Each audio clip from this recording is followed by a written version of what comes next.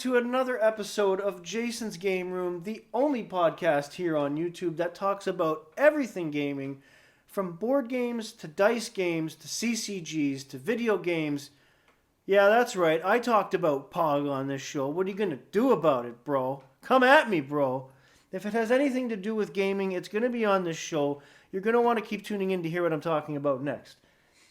Now, if you may recall from a previous episode of this show, I had talked about the various cancellations and postponements going on in the gaming world, and more specifically in the realm of customizable card games, or CCGs as they're known.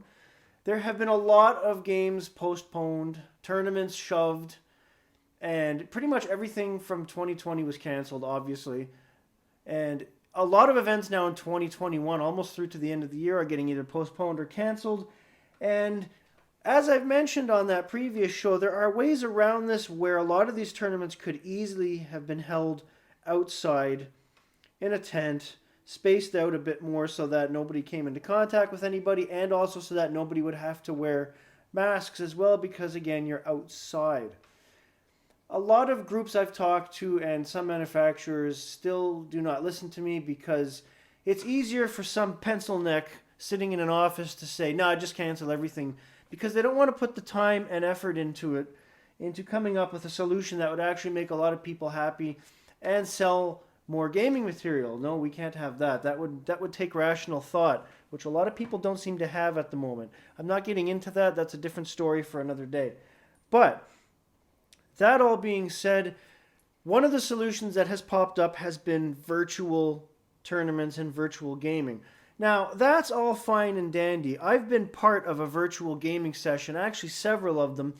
A group of friends that I had been invited into were avid players, and still are, of Dungeons and Dragons. And well before the pandemic, they would have sessions done on Skype of 3 or 4 players, because they can't all get together at someone's house because of life, which is understandable. So occasionally, you need to do something like a Skype session to whet your appetite for the game and play it like that. And I watched a couple rounds, and it was done well. It works to a certain extent, but the main thing that we all agreed on was, as cool as it is to play it over Skype and keep going, it prevents players from having that actual feel of the game. You're taking part in the game, but you don't actually feel like you're in the game.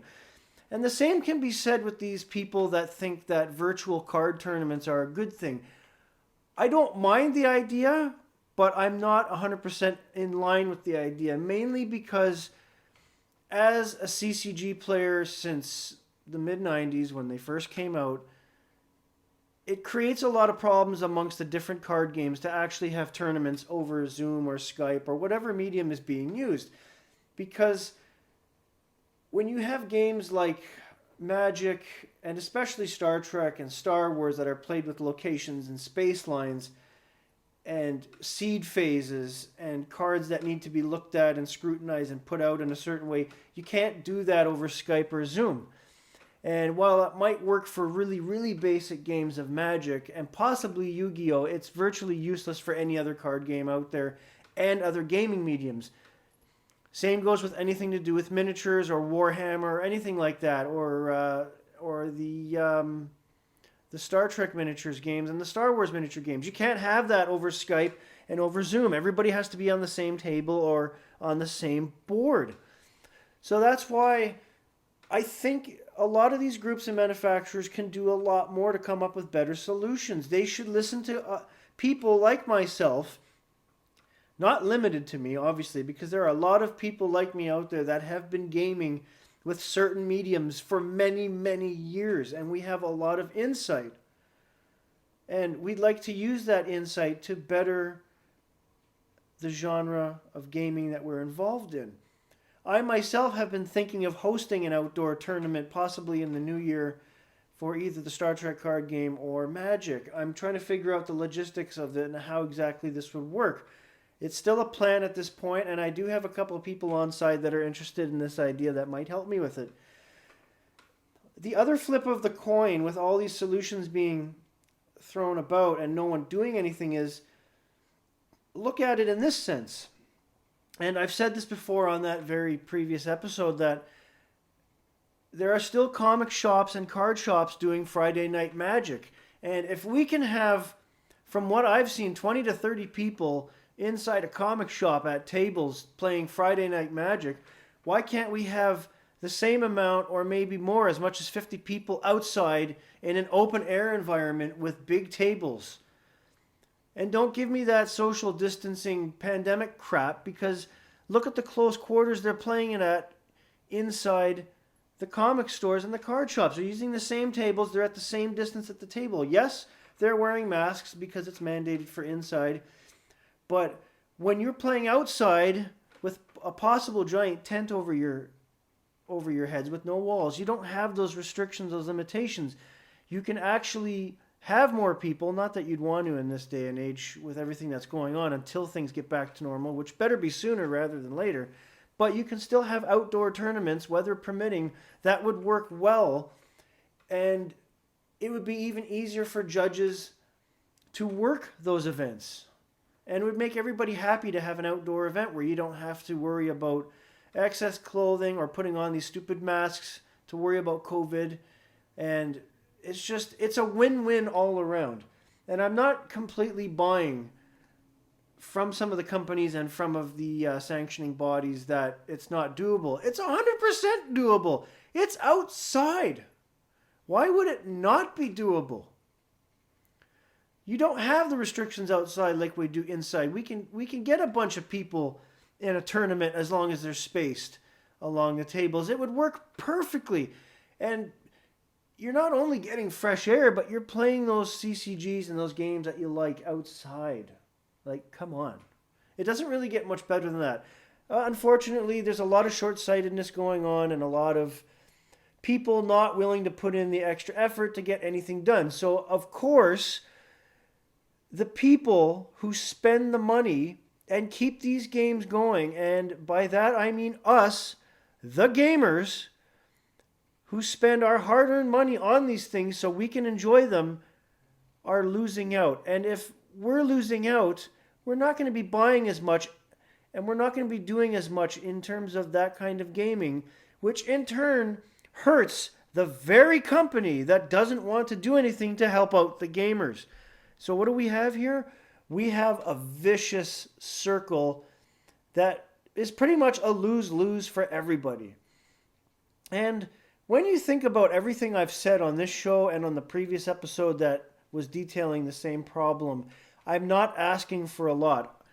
All I'm saying is the people that are in charge at the gaming companies and the sanctioning bodies need to be more proactive rather than reactive. And I've said this on other things in the past months, but now it applies to gaming more so than anything else. You, the companies, need to stop being reactive and be more proactive. Because it's only going to help you in the long run if gamers like me and all my friends can get back into it sooner and the way that we want to while still being safe. I know, I just blew everyone's mind with that, didn't I? No one expected me to do that. Ooh. So much common sense on this show, so little time. It's hard being me, it really is. It's hard being the champion of common sense and all that is proper in this world, but I do it with a smile because I'm a gamer, I love gaming, and I want to help other gamers. It's as simple as that. So where do we go moving forward from here? 2021, I don't know at this point. It looks like there's still a lot of events that are going to be canceled in 2021, as I mentioned earlier, or postponed. But, you know, here's hoping we can still have some events by the time summer rolls around, and maybe somebody might accidentally take this show seriously at some point and have an outdoor tournament. I will let you know on this show if I do happen to stage my own card tournament. I will try to do what I can to make it a reality. I'm not a rich man, so it's going to be a not-for-profit tournament. I'm not looking to make money on this. One of my new focuses as of late is to bring gamers together because we've been neglected and the companies don't seem to want to listen to us. So if I have to be a champion for gamers and get things rolling, I'm going to do that. So stay tuned. I'll have more updates for you as things go along. And think about what I've said. And if you're a gamer, a hardcore gamer listening to this podcast, Start talking to those very same companies that put out the games that you love, and the sanctioning bodies, and any groups or stores or comic places that hold tournaments. Let them know what I've said. Tell them that you want change and virtual is not good enough, and try to get some framework going for outdoor games and tournaments. In fact, if anything, I'm going to start walking into some of the gaming stores in my area and pitch these ideas and see what I can do with that. It's the time for talk is over. It's the time for change and action. Anyways, that's all I got for today. I don't want to ramble on all night, even though I could. Have a great day, everybody.